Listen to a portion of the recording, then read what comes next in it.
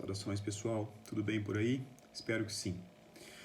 Bem, o nosso texto de hoje, nossa parte de hoje, é um livro de um sujeito chamado Michel Foucault, conhecido como Vigiar e Punir. É um livro muito famoso, você provavelmente encontrou com esse livro lá na sua aula de Direito Penal, fez seminário sobre ele, etc. Basicamente, o que a gente precisa saber a partir dos pontos do edital, eu vou dizer quais são as partes principais aqui, que recado é que o livro trouxe para a gente. E aí nós vamos começar corrigindo um erro, assim, que é considerado pelos doutrinadores, pelos comentadores da obra. A ideia, esse subtítulo aqui chamado História da Violência nas Prisões, na verdade o livro não trata disso. É um subtítulo que a pessoa que fez esse subtítulo não leu efetivamente o que diz o livro. Então o que a gente vai fazer hoje aqui? Nós vamos ver qual é o recado, o que o livro quis passar para a gente, qual a mensagem importante que Foucault traz para a gente a partir da obra Vigiar e Punir, tá bom? Então vamos lá. Em outro livro dele, chamado Microfísica do Poder, o próprio Foucault, ele diz o que ele quis dizer ao escrever Vigiar e Punir. Então, se o próprio autor está explicando, quem somos nós para contrariar o próprio autor? Então ele diz o seguinte, lá no Microfísica do Poder: em Vigiar e Punir, o que eu quis mostrar foi como, a partir dos séculos 17 e 18, houve verdadeiramente um desbloqueio tecnológico da produtividade do poder. Então, ele está falando de poder. E o edital fala de poder disciplinar e normalização. Nós vamos ver o que isso quer dizer.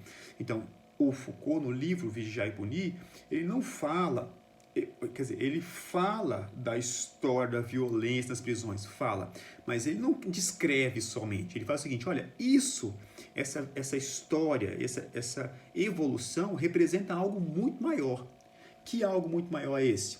Um desbloqueio tecnológico da produtividade do poder. Nós vamos chegar ao resultado, ao fim dessa aula, tentando demonstrar para vocês que o poder é transformado a partir desses séculos 17 e 18.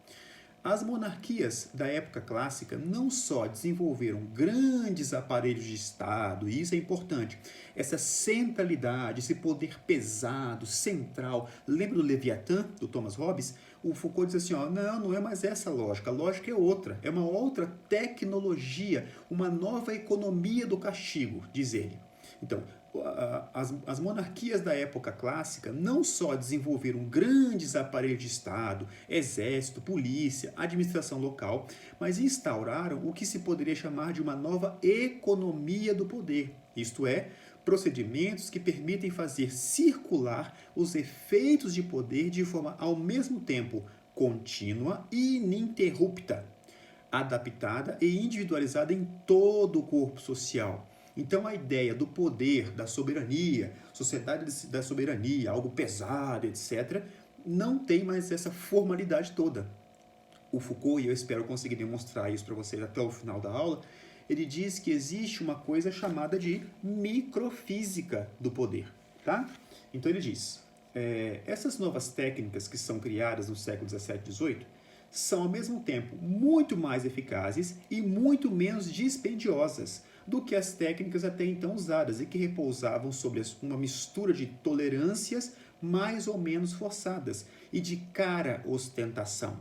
Intervenções espetaculares e descontínuas do poder, cuja forma mais violenta era o castigo, exemplar pelo fato de ser excepcional. Então entendam que a obra Vigiar e Punir não é a história da violência nas prisões, não é.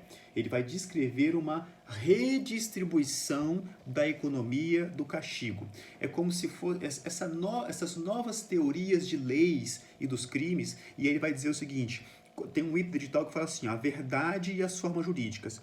Basicamente o que o Foucault está dizendo para a gente é o seguinte, essa construção da verdade, ela vai servir de fundamento para muita coisa, para arquitetura, nós vamos ver exemplos, para engenharia e também para as formas jurídicas. As novas teorias do século 17 e 18 transforma o sistema punitivo, o sistema penal, por exemplo. Então, as formas jurídicas, elas decorrem dessas verdades que estão construídas historicamente. Tá claro isso? Então, vamos lá.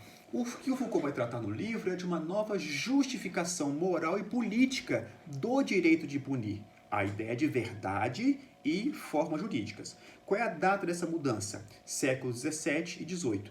Ele vai dizer, por exemplo, se você já leu o livro, ou pelo menos o primeiro capítulo, você vai ver que ele começa, de fato, descrevendo o suplício. Ele vai dizer o seguinte, o que era a punição na Idade Média até o século XVII? Aqueles eventos de você chama todo mundo para uma praça pública e coloca um cadafalso, o cara é enforcado, a pessoa é decapitada e todo mundo vê aquele espetáculo do suplício da pessoa. E às vezes a cabeça da pessoa é colocada na frente da casa dela para servir como exemplo. Tá? É um poder central, é um poder excepcional, é um poder descontínuo.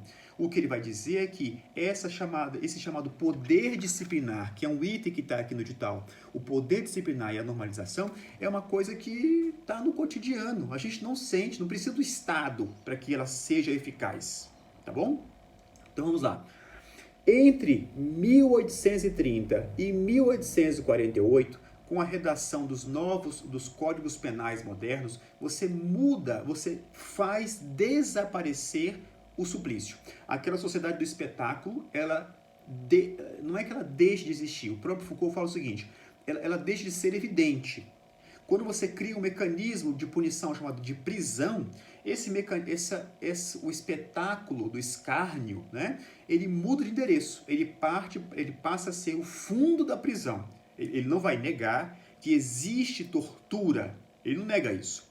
Mas a tortura não é mais aquela tortura do espetáculo. Não é isso que vai fazer com que as pessoas obedeçam às normas do direito. É a sociedade disciplinar. É a sujeição do sujeito a essa sanção disciplinadora.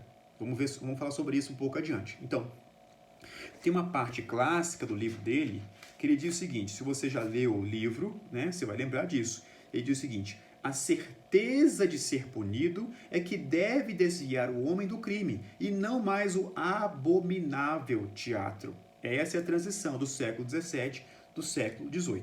Então, o que ele vai dizer não é mais a punição do corpo, é a punição da alma. É um mecanismo assim que é mais complicado a gente explicar, mas essa frase é a frase do Foucault e pode ser que esteja na sua questão. O que muda é o seguinte, não se pune mais o corpo, mas a alma. Basicamente, gente, numa visão assim macro, o que o Foucault vai descrever para a gente é a transição de uma sociedade feudal pré-capitalista para uma sociedade industrial capitalista. Ele vai mencionar, por exemplo, a ideia de corpos dóceis. O corpo dócil, o nosso corpo dócil, é subserviente e sujeito a essas sanções disciplinadoras, é a única forma que existe do sistema capitalista poder funcionar. Porque se houver muita revolta, muita indignação, muita desobediência civil, o sistema ele não suporta muito isso. O ideal é que nós sejamos sujeitos a uma lógica disciplinadora para que o próprio sistema capitalista possa funcionar. E aí, basicamente, são duas expressões que você tem que anotar no seu caderno. Ele vai fazer uma transição da sociedade, da soberania, essa expressão é muito importante, a transição da sociedade da soberania para a sociedade disciplinar. Esse é o recado do livro e é com essa ideia que você tem que partir para poder fazer uma boa prova, tá?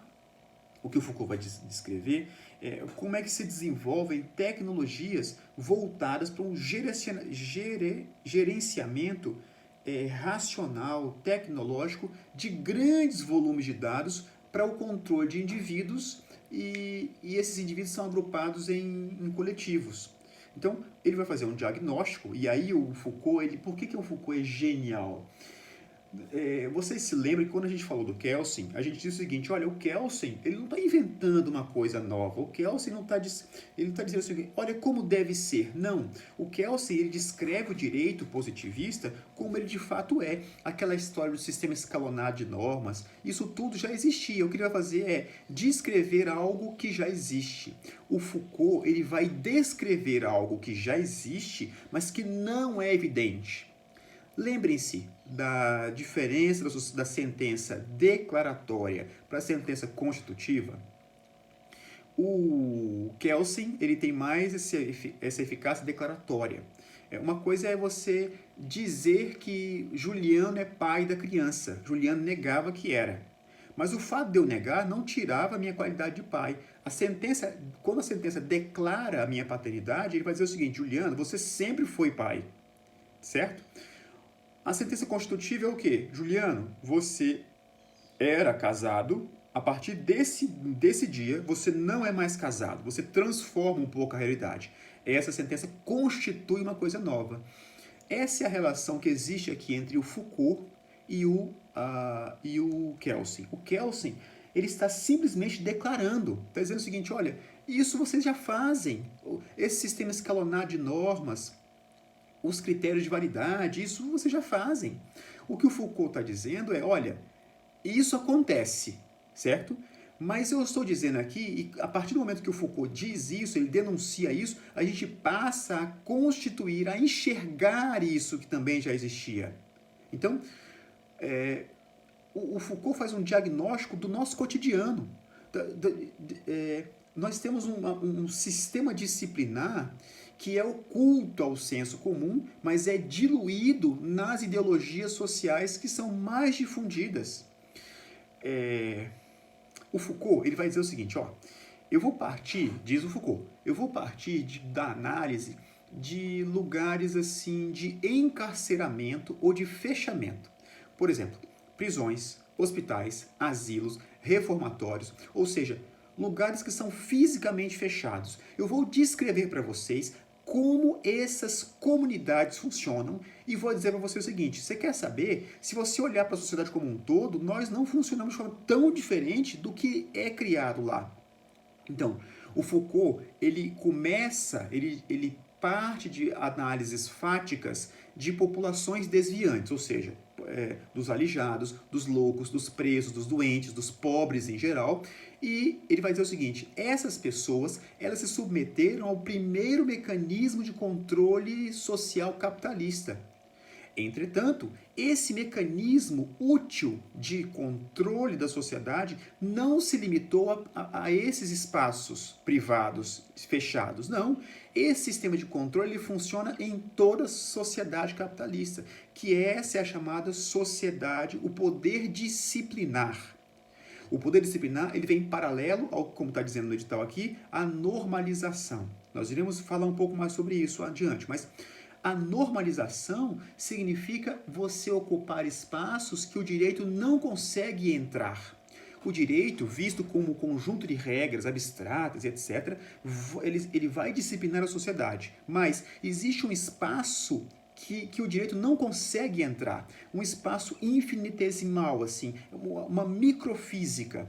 Quem vai entrar nesse espaço? Essa normalização. Então é como se você tivesse o direito como normas abstratas e um aspecto da vida em sociedade que é conhecido como normalização, que vai disciplinar esse dia a dia, esse cotidiano que não é tão evidente, mas existem regras. Não são regras jurídicas, mas existem regras que a todo momento elas são reafirmadas por meio de mecanismos que nós iremos ver, que está no nosso edital, e nós vamos ver que esse mecanismo ele parte de um modelo descrito pelo Foucault, que é um modelo criado por um sujeito chamado Jeremy Bentham, conhecido como panóptico. Tá bom? Então, esse é o recado da sujeição do sujeito, ao mesmo tempo que você tem, no século XVIII, teorias de direito subjetivo, né? de nós nos enxergarmos como sujeitos de direito. O Foucault diz o seguinte, existe isso, esse discurso é verdadeiro, a verdade transforma as formas jurídicas. Mas eu vou dizer para você o seguinte, tem uma coisa que está aqui obscura, uma coisa que está escondida que vocês não estão enxergando. que ao mesmo tempo que vocês se tornam sujeitos de direito, vocês também se tornam vocês passam a ser uma sujeição do sujeito a esse direito. Então é um mecanismo duplo. O livro tem vários duplos, né? O próprio título fala vigiar e punir, são vários duplos.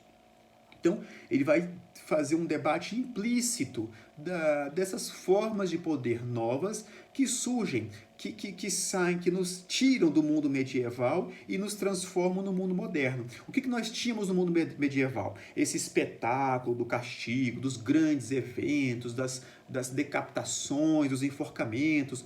O modelo vigente na época era que os delinquentes, existia o escárnio dos delinquentes, a vergonha da exposição e o suplício do corpo. Tudo isso é importante para que pudesse fazer funcionar o poder. O que acontece a partir do mundo moderno, que a gente faz essa transição? Ele vai dizer o seguinte, olha, esse princípio da exposição, nós passamos para um outro princípio. Que princípio é esse? O princípio da vigilância. Vigilância está aqui no nosso edital. Vigilância, sanção normalizadora e o exame. Então, o princípio medieval da exposição muda para um princípio chamado de vigilância. Então você tem, ao invés de você ter um mecanismo central, grande, pesado de vigilância, são pequenas técnicas que vão fazer com que os nossos corpos se tornem dóceis e úteis ao sistema capitalista. Essas técnicas de vigilância que não têm a ver com direito penal, com direito civil, com multa, com responsabilidade, não. São técnicas que são múltiplas, são entrecruzadas e depois de 40, 50 anos que o Foucault escreveu esse livro, nós começamos a enxergá-las agora mais do que nunca por meio de mecanismos tecnológicos. Então, nós criamos um chamado sistema disciplinar. Saímos da sociedade da soberania e passamos para uma sociedade da disciplina, tá? Esses sistemas, eles são ocultos ao senso comum. Eles são diluídos na ideologia das sociedades. Então, nós saímos desse modelo da soberania e passamos para um outro modelo, que é o chamado poder disciplinar e normalização. Tá claro, gente? Vamos lá, então. Tem duas palavrinhas que não estão no nosso edital, mas é como se elas estivessem escritas aqui. Então, nós não podemos ir fazer essa prova sem saber o que significa essas duas, não é palavra, mas duas expressões. Bom, como eu estou dizendo, o Foucault ele descreve no livro a passagem da sociedade da soberania para a sociedade disciplinar. Ou seja, ele vai descrever uma multiplicação de funções que disciplinam o corpo, essa ideia de sujeição do sujeito. O objeto da ação disciplinar é o corpo do indivíduo, né?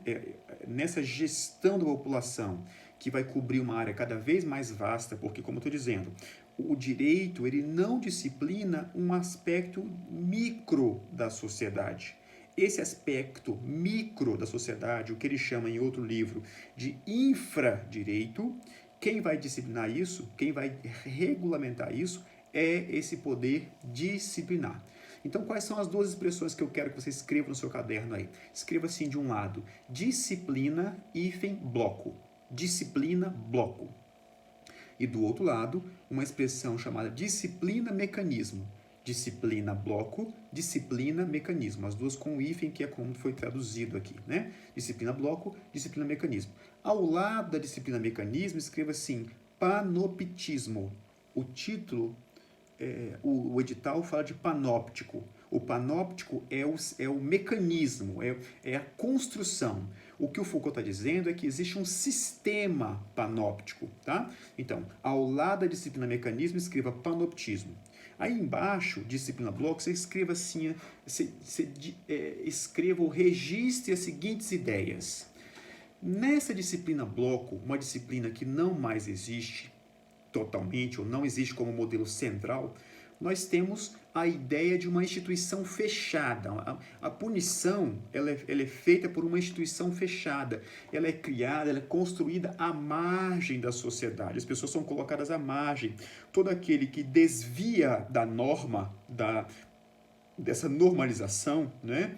Que é o que nós chamamos de marginais, a pessoa que está à margem das regras sociais, ela se submete a essa disciplina bloco, ou seja, a disciplina bloco ela é voltada para uma função negativa. A disciplina bloco ela faz parar o mal, ela rompe as comunicações do sujeito, ela suspende o tempo do sujeito. Por isso que o Foucault ele parte da descrição de sistemas de sanatórios, de prisões e às vezes de escola, né? Tem um conto eu tenho ali atrás, um conto do Machado de Assis chamado de O Alienista. Pronto, se você quiser descansar um pouco a cabeça, eu acho que você encontra isso na internet, tá, gente? Eu tenho um livro de contos aqui do Machado de Assis que tem esse conto, em que ele vai exatamente fazer um sujeito que é escolhido, né, a partir de uma verdade, que ele vai dizer quem é doido e quem não é doido, a partir de comportamentos que ele põe na lista dele lá. Então ele olha para você e fala assim, ó, não, você não tem cabelo, você é doido, você vai ser internado. E a gente não tem como fugir disso. A lógica do alienista está baseada nessa lógica da disciplina bloco, de uma instituição fechada, que é estabelecida à margem, que faz parar o mal. O que o Foucault diz é que o sistema novo que a gente cria, o sistema atual, essa chamada disciplina-mecanismo, ele é um dispositivo que é funcional. Não é uma instituição fechada, pesada, não. A disciplina-mecanismo, ela melhora o exercício do poder, torna o poder ficar mais rápido e mais leve. E a palavra que você tem que anotar no caderno, não pode esquecer, é a disciplina-mecanismo, ou chamado panoptismo, ela torna o poder mais eficaz. Mais eficaz. Por quê? Porque ela invade áreas que o poder central jurídico não consegue alcançar. Nós vamos ver, através dos mecanismos, das formas de atuação no poder disciplinar, como é que isso funciona, e vocês irão entender e concordar com Foucault, dizendo o seguinte, o Foucault está certo, tá bom? Então, nessa transição, sociedade da soberania para a sociedade disciplinar, o Foucault descreve duas disciplinas, uma disciplina bloco, que pensa na prisão, tá? A prisão, que você separa o sujeito, ele atuou de forma contrária à norma, então você pega essa pessoa, o corpo dessa pessoa, e coloca fora da cidade. Tira o tempo, controla o tempo dela, controla o olhar dela, controla tudo, as comunicações dela e etc. Já na disciplina mecanismo, você faz com que esses mecanismos de sujeição a essa normalização, o mecanismo fica mais eficaz, tá? Vamos ver. Quais são as formas de atuação desse chamado poder disciplinar novo? Essa forma de atuação, diferentemente da disciplina bloco, ela não apropria ou retira o sujeito, ela não aliena o sujeito. A palavra que o Foucault usa é adestrar.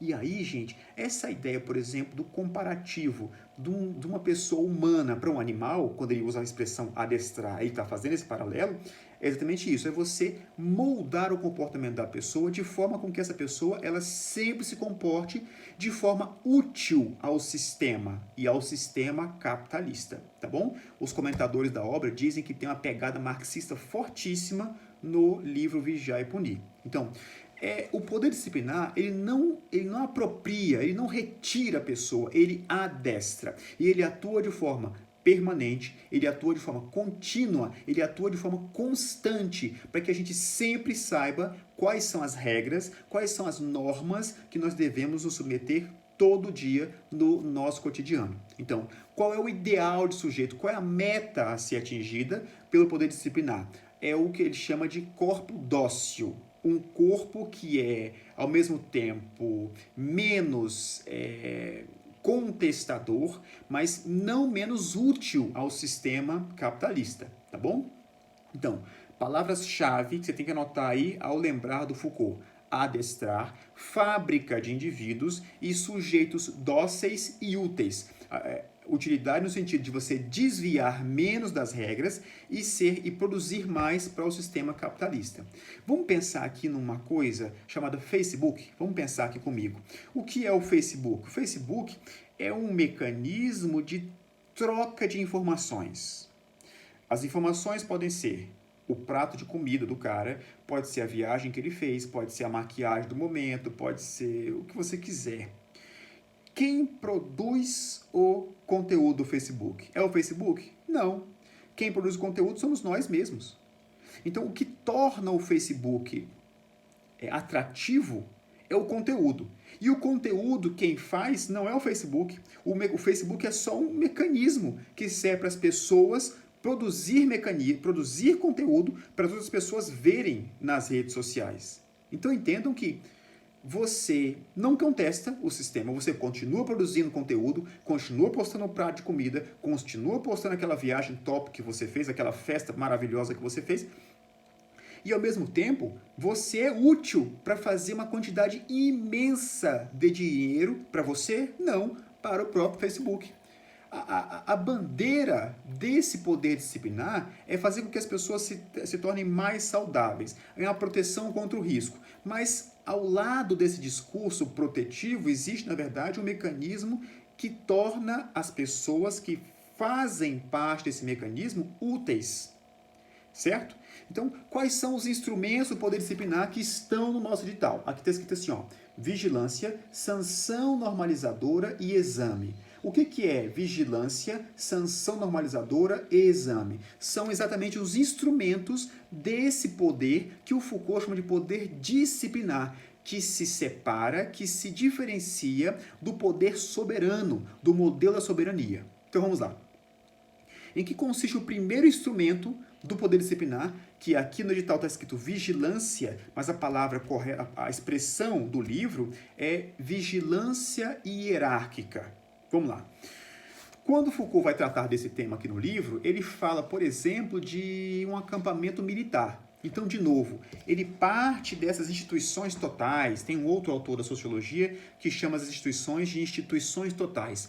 Ele parte dessas instituições totais e diz o seguinte, olha, o que funciona aqui dentro dessa instituição total funciona também para a sociedade de uma forma geral. Então, ele, para descrever a vigilância hierárquica, ele parte da onde? Do acampamento militar, que é um modelo quase ideal para ele, de cidades operárias e de asilos.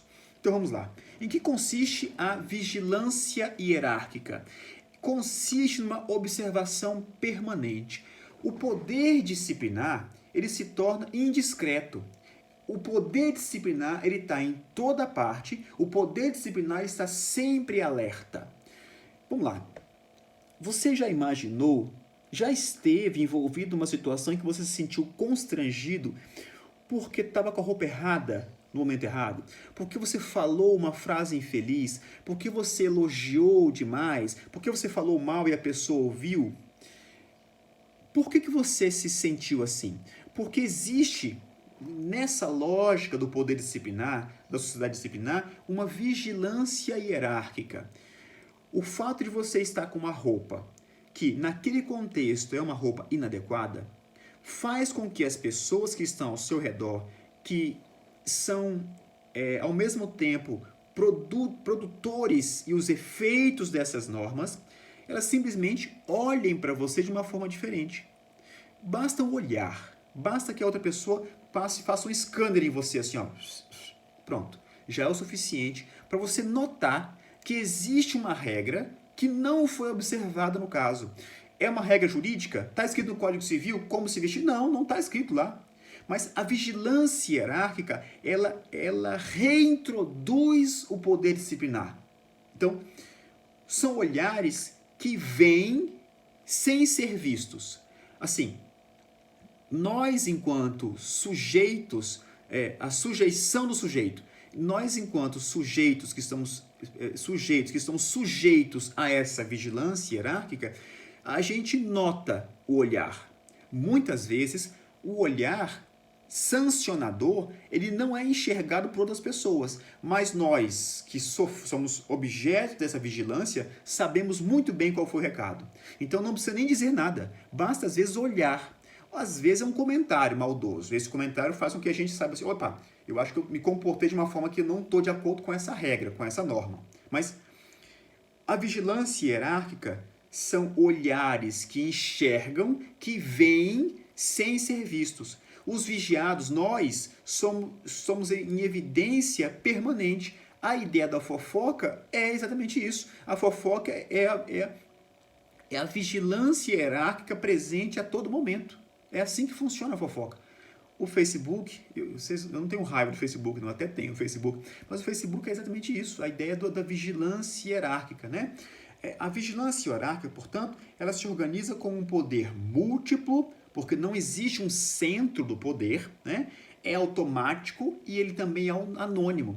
Às vezes é o fulano que olha, mas podia ter sido o Beltrano que olhasse também. Então não é algo que é direcionado, que não tem uma origem única. E essa é a transição da sociedade da soberania, que tem um olhar que você sabe quem é, o grande pai, 1984, e uma vigilância que ela é múltipla, que ela é entrecruzada. Então, o primeiro instrumento do poder disciplinar é essa vigilância hierárquica. Um olhar como se fosse de cima para baixo, assim, mas que não é do Estado. É um olhar que te coloca no seu lugar, para você saber que existem regras a serem seguidas naquele contexto social. Tá bom? O segundo instrumento do poder disciplinar é a chamada sanção normalizadora. Vamos lá. Essa sanção normalizadora, ela está baseada em punições sutis, punições bobas, assim, comentários. Ficar sem a merenda, sem o lanche, ficar sem o recreio, porque conversou com o coleguinha. Então note que isso não é direito, isso não é jurídico. Isso é o infradireito que o Foucault chama. Então, a sanção normalizadora, ela vai regular o quê? As micropunições, as micropenalidades, as micropenas, que vai basicamente redundar nessa microfísica do poder. São pequenas punições, são infrapenalidades.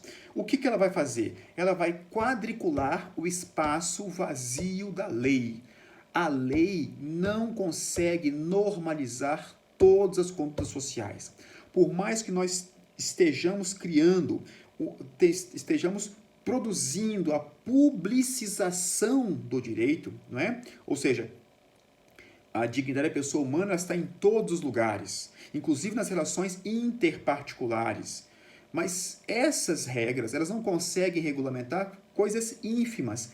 Quem vai regulamentar essas coisas ínfimas, quem vai reafirmar essas coisas ínfimas, é essa chamada sanção normalizadora. Então existe um espaço vazio na lei. Com quem que a minha filha vai namorar? Isso o direito não regula. Então essa sanção normalizadora põe as pessoas em determinados espaços. Então, a sanção, o que ela vai fazer? Ela vai qualificar um comportamento que seja adequado e vai reprimir os comportamentos que são esquecidos pelo grande sistema jurídico. Essas microfísica do poder. Ela vai evitar os desvios que são irrelevantes do ponto de vista penal, civil ou jurídico, de forma genérica. Então, o que ela vai fazer? Ela vai reafirmar, reforçar atitudes corretas, ela vai treinar e corrigir o comportamento. Quais são as micropenas que o próprio Foucault menciona aqui no livro? Ele vai dizer, por exemplo, em relação ao tempo. Então, nós temos que nos comportar de determinada forma em relação ao tempo. Então, atraso, ausência, interrupção de tarefa. Então, se você está estudando para defensor público e você pula um dia, ou esquece, ou não estuda um dia, você tem ao mesmo tempo que você tem esse sentimento de culpa, no seu grupo do WhatsApp, você tem várias pessoas criando essas micropenas. Você não, você não pode fazer isso, você não pode se atrasar, você não pode se ausentar, você não pode interromper as suas tarefas. Essas são as micropenas que o Foucault descreve na sanção normalizadora. Em relação à atividade, você não pode ser atento, você não pode ser negligente, você não pode ter falta de zelo. Em relação à sua maneira de ser, você não pode ser grosseiro, você não pode ser desobediente. No seu discurso, você não pode ser tagarela, você não pode ser insolente. Em relação ao seu corpo, você não pode ter atitudes incorretas, você não pode ter gestos inadequados, você não pode emitir determinados cheiros do seu corpo. Em relação à sua sexualidade, você não pode ser imodesto, você não pode ser indecente, ou seja, se você acha que você é um ser livre para fazer o que você bem quiser, você está redondamente enganado no ponto de vista do Foucault. Por quê? Porque existem um conjunto infinitesimal de sanções normalizadoras que fazem com que você se comporte de determinada forma, ok? Essa é a chamada, o poder, são instrumentos que esse poder disciplinar tem, que o direito não tem. Tá claro isso? Eu espero que você, nesse momento, já esteja concordando com o Foucault. Eu espero que sim. Se estiver concordando, você está entendendo o que está acontecendo aqui. E, por fim, o terceiro instrumento do poder disciplinar é o chamado exame.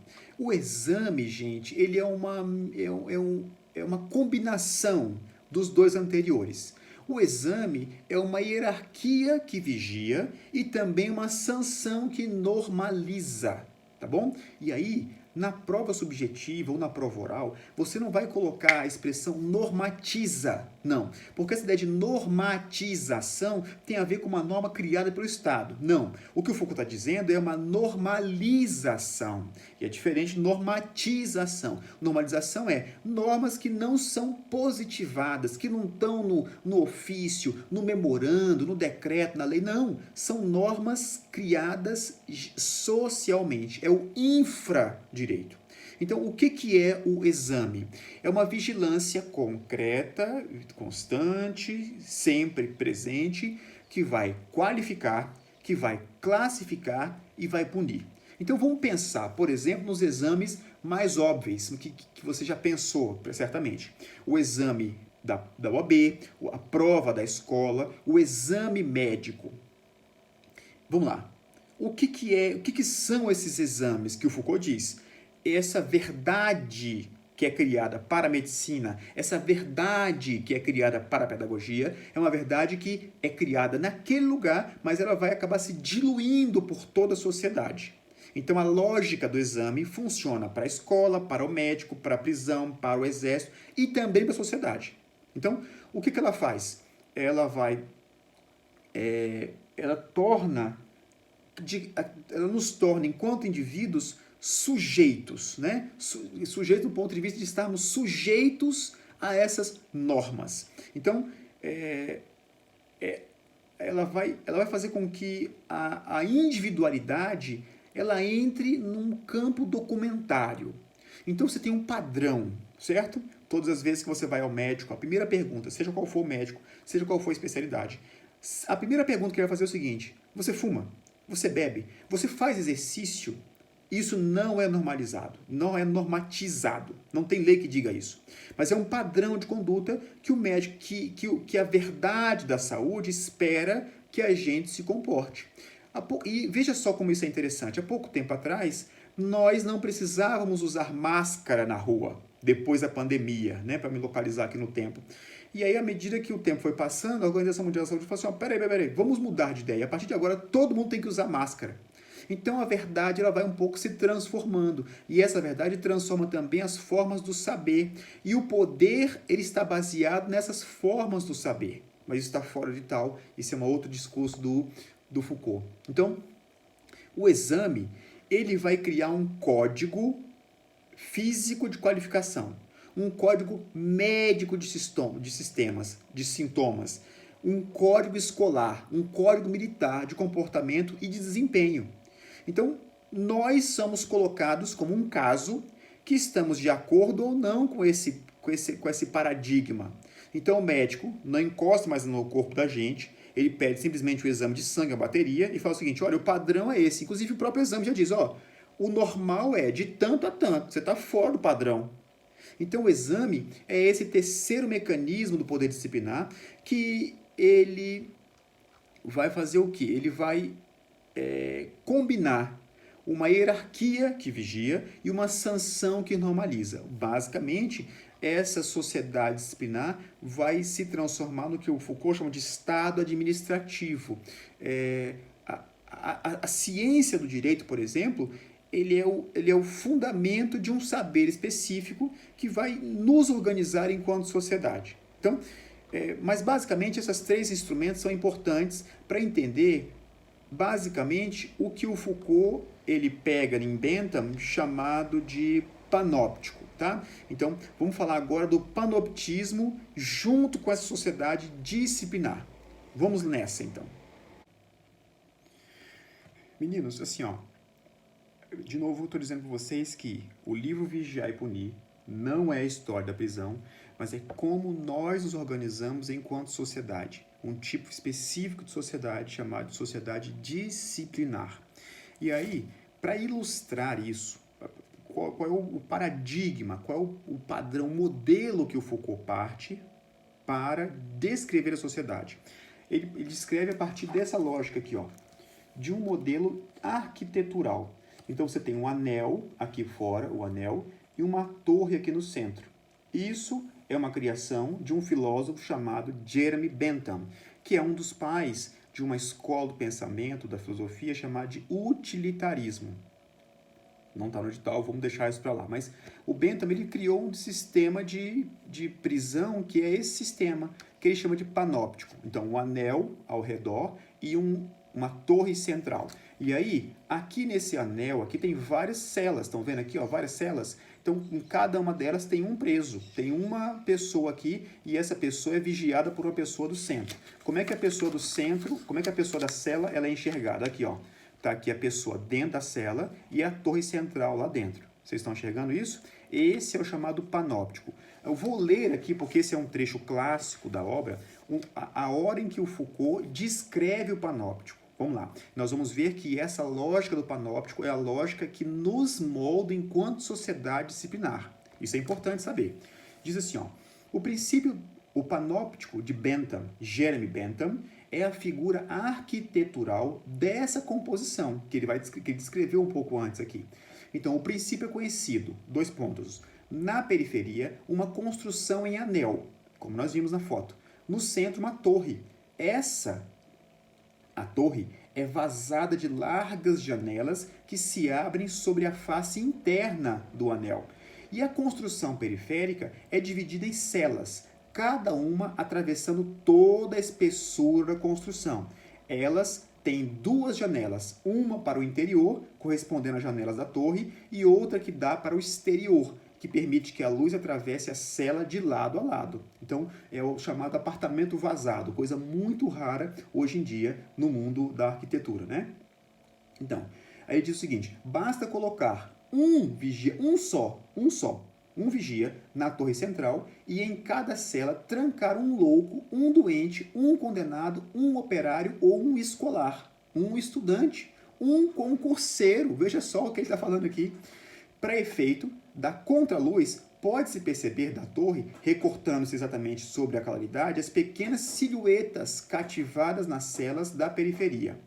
Aí diz o seguinte, eu pulei aqui um trecho. O dispositivo panóptico organiza unidades especiais que permitem ver sem parar e reconhecer imediatamente expressões importantes que já caíram na prova. Ver sem parar e reconhecer imediatamente. Quando você lembra do exame, por exemplo, desse instrumento do poder disciplinar, o exame ele qualifica, ele coloca uma lista do histórico da pessoa para saber como a pessoa se comportou. Gente, se você jogar o seu nome no Google e você diz o seguinte, não vou falar para ninguém que eu estou fazendo concurso público. Experimente jogar o seu nome do Google. Coloca lá. Não tem jeito. A sociedade disciplinar, ela está em toda a parte. Ela nos torna sujeitos a uma evidência que nunca foi antes vista. E essa evidência surge ou decorre desse modelo do panóptico. Nós estamos presos naquele anel exterior e tem uma torre no centro. Nesse caso, a torre do centro é o Google. Experimenta fazer uma pesquisa para qualquer lugar do mundo. Coloca assim, viagem para a Austrália. A partir do momento que você diz isso para o computador, ou mesmo fala verbalmente, a partir daquele momento, o seu telefone celular vai te inundar de propaganda sobre isso. Então você está achando que é livre, né? Vamos lá. O dispositivo panóptico organiza unidades espaciais que permitem ver sem parar e reconhecer imediatamente. Em suma, o princípio da masmorra é invertido. Isso aqui é clássico, muito clássico. Você tem que decorar isso. O princípio da masmorra na sociedade disciplinar, no dispositivo panóptico, ele é invertido. Vamos lá.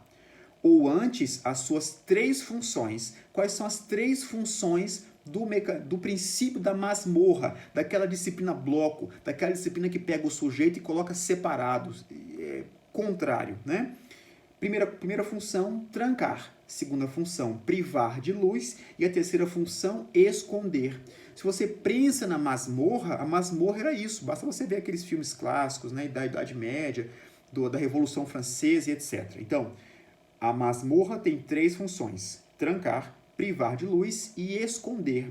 O que o panóptico faz? O panóptico ele pega simplesmente a primeira lógica, que é o trancar, permanece. Agora, ele não priva de luz, ele não esconde. Então, vamos lá. O panóptico, dessas 3 funções, só se conserva a primeira. E suprimem-se as outras 2. Aí diz o Foucault, a plena luz e o olhar de um vigia captam melhor que a sombra que finalmente protegia. Aí escrevam essa frase, abre aspas. A visibilidade é uma armadilha, fecha aspas. A visibilidade é uma armadilha. Então, o que diz o Foucault sobre o panóptico? Ele vai dizer o seguinte, olha, essa criação da arquitetura do Bentham, que teve, ele traz aqui fotos no livro de fato, prisões que foram construídas a partir dessa lógica. Tá aqui, ó. Aqui tá a planta, né, do sistema panóptico, e aqui tem fotos de prisões que foram construídas a partir desse sistema panóptico do Bentham. Aqui, ó. Uma foto de uma prisão que está baseada nessa lógica da arquitetura do panóptico de Bentham. Ó, tem várias fotos desse panóptico. Então, vamos lá. O panóptico, ele é um instrumento, ele é uma operação arquitetônica particular e específica, que surge no século XVIII e é muito comum no século XIX. Então, aqui as fotos para provar para vocês. Então, é um dispositivo espacial. Mas pensa comigo, diferentemente daquele poder central, único, do Leviatã, pesado, o panóptico é um dispositivo, uma instituição leve. Você cria um esquema panóptico. Como é que está no edital? O edital está... O dispositivo panóptico. Como é que funciona esse dispositivo panóptico? Ele vai, em primeiro lugar, inverter o princípio da masmorra. Lembrem-se, a masmorra tranca, priva de luz e esconde. O panóptico tranca, mas ele não priva de luz e ele não esconde. Porque a plena luz é melhor do que a sombra e a visibilidade é uma armadilha. Então, o que você faz com o panóptico? Você acaba com aquela história de grade, de corrente, de fechadura pesada, né? Aquela pesada casa de segurança separada, etc., é substituída por uma instituição leve, que é a casa da certeza. A casa da segurança é substituída pela casa da certeza. Por quê? Porque o panóptico ele fabrica efeitos homogêneos de poder.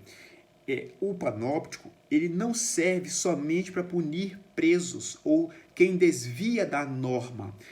O panóptico, diz o Foucault, ele é polivalente na aplicação. Por quê? Como assim polivalente? Porque ele serve para emendar o prisioneiro, que é o sistema óbvio, né? Que está escrito aqui no livro. Ele faz o louco se acalmar, ele faz o condenado se comportar, ele faz o operário estudar, ele faz o estudante se aplicar, o concurseiro se aplicar, ele faz o doente seguir uma receita médica, ou seja, o panóptico, ele assegura uma economia no aparelho do poder, ele tem uma eficácia muito maior, É disso que o livro trata. O livro não fala da história da violência das prisões. Na verdade, ele fala dos efeitos do panóptico, ou seja, os efeitos dessa lógica que foram criadas pelo Bentham para aquele sistema fechado é um efeito que acaba vigorando em toda a sociedade. Quais são os efeitos do panóptico? E isso já caiu em prova, você não pode ir para a prova sem saber, sem decorar isso. Efeitos do panóptico. Ele cria um estado consciente e permanente de visibilidade. Basta você saber que o Google sabe mais sobre você do que a sua mãe, às vezes.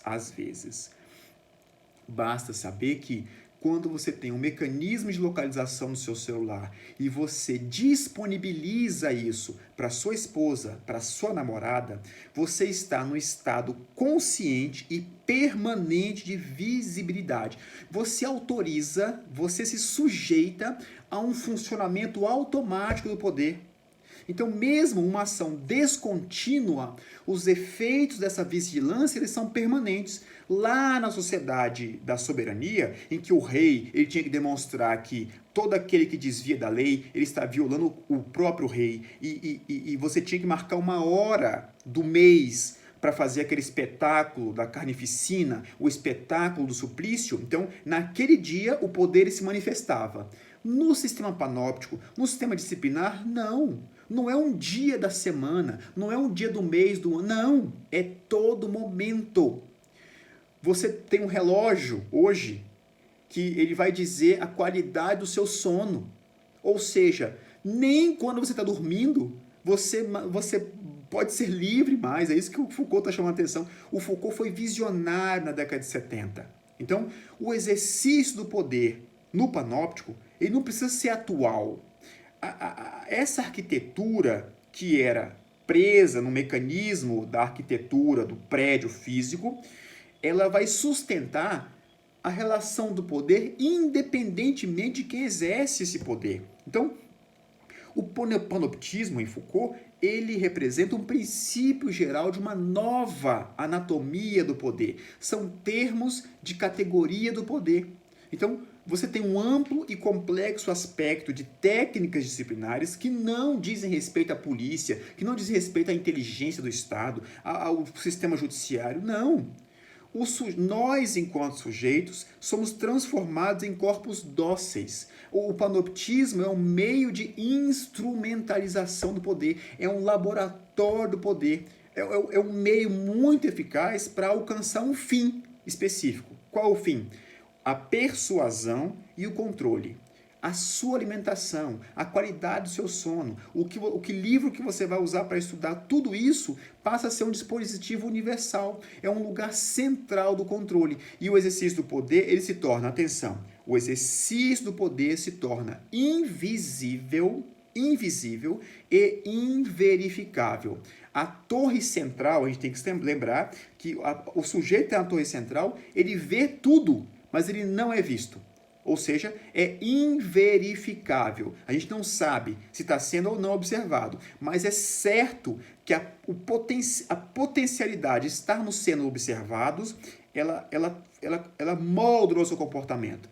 Outro exemplo que o Foucault não tinha na época, mas que você sabe que você consegue enxergar isso, é a quantidade imensa de câmeras de vigilância. Hoje, ainda bem, vários fatos sociais que antes eram escondidos passaram a ser clarificados, passaram a ser publicizados. A morte do Floyd, por exemplo, nos Estados Unidos, que é um evento que acontece todo dia, acontece todos os dias aquilo. Mas o fato de ter sido colocado, ter sido evidenciado por uma câmera de celular, gente, isso modificou não. Isso revolucionou o mundo. Não transformamos na prática, mas estamos num processo de construção dessa nova polícia que todo mundo exige. Então, o panoptismo é um laboratório do poder. Ele possui uma enorme penetração no comportamento das pessoas, homens e mulheres. Ele reduz o número de pessoas que exercem o poder e multiplica o número daqueles sobre as quais o poder é exercido. Então, a anatomia política é transformada para uma sociedade da soberania para a sociedade da disciplina. Então, Foucault diz, o panoptismo passa a ser a base do funcionamento de uma sociedade, toda ela atravessada e penetrada por mecanismos disciplinares. Esse é o recado que o Foucault quer trazer para a gente no livro Vigiar e Punir. O livro não é a história da violência nas prisões. Fique registrado isso. Lembre-se que as provas da Defensoria Pública têm um tema específico, tem um tema de predileção. Que tema é esse? Panóptico, o sistema panóptico. Caiu na prova, por exemplo, que o mecanismo de tornozeleira eletrônica faz parte desse sistema panóptico. Sim, exatamente isso. Torna a vigilância muito mais eficaz e muito mais barata. Ao invés de você pegar o sujeito e botar ele para comer às custas da sociedade num lugar que é aprisionado, não. Você fala assim, ó, pode ir para a rua, mas você tem uma regra a cumprir. E se você não cumprir essa regra, eu vou saber que você não está cumprindo essa regra, por meio da tornozeleira eletrônica. Então entenda que o Foucault ele foi um visionário. A sociedade disciplinar é como nós nos comportamos hoje, e isso decorre dessa lógica que Sigmund Freud está dizendo aqui, é a sujeição do sujeito. O poder disciplinar que substitui o poder da soberania, está baseado nessa ideia da normalização. Um conjunto de regras que são estipuladas socialmente e quais são os instrumentos desse poder disciplinar que fazem cumprir essa normalização. A vigilância hierárquica, a sanção normalizadora e o exame. E o dispositivo disciplinóptico é o dispositivo que mais representa essa sociedade disciplinada, que é esse mecanismo que foi criado arquiteturalmente, mas que se torna um mecanismo de poder, um laboratório de poder, que é o que nós vivemos hoje atualmente, por meio das câmeras de vigilância, por meio da tornozeleira eletrônica, por meio de celular que tem georreferenciamento por GPS. Bom, eu espero que você tenha entendido o recado que o Foucault deu pra gente. O recado que o Foucault deu pra gente é o seguinte: nós vivemos num sistema de poder que não é mais aquele poder da soberania, mas um poder disciplinar, com sanção normalizadora, vigilância hierárquica e exame. Tá claro, gente? Eu espero que tenha ficado claro o pensamento do Foucault para vocês e quais são os elementos centrais para você saber para fazer a sua prova e virar um defensor. Até logo. Tchau, tchau.